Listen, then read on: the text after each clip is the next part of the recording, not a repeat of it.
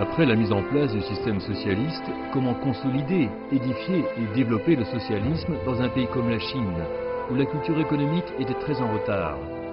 Face à ce tout nouveau sujet, le Parti communiste chinois a conduit le peuple chinois dans cette exploration difficile, aussi bien dans la théorie que la pratique.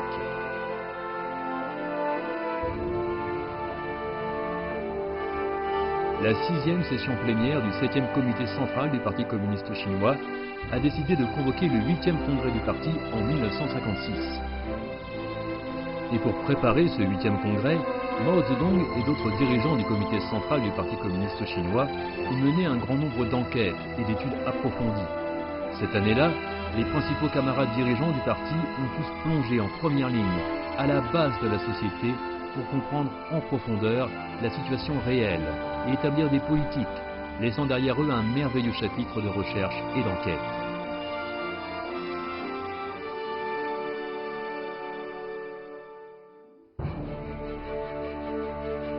Dans l'après-midi du 15 septembre 1956, le 8e congrès du Parti communiste chinois s'est ouvert solennellement au sein du nouveau palais de la conférence consultative politique du peuple chinois.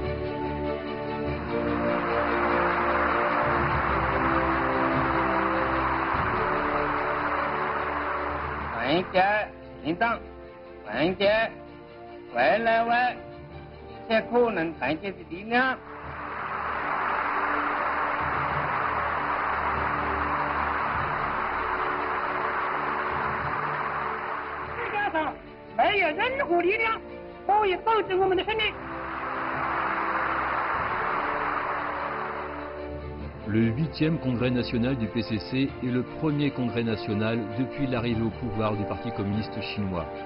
Il marque l'entrée de la Chine dans une nouvelle période historique d'édification intégrale du socialisme.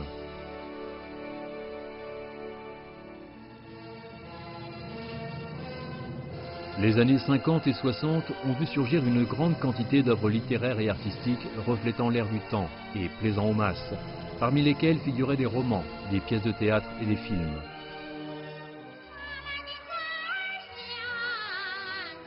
Le principe que 100 fleurs s'épanouissent, que 100 écoles rivalisent, était comme un miroir, et l'image nationale qui la réfractait était celle de la stabilité politique, du développement économique et de l'unité du peuple.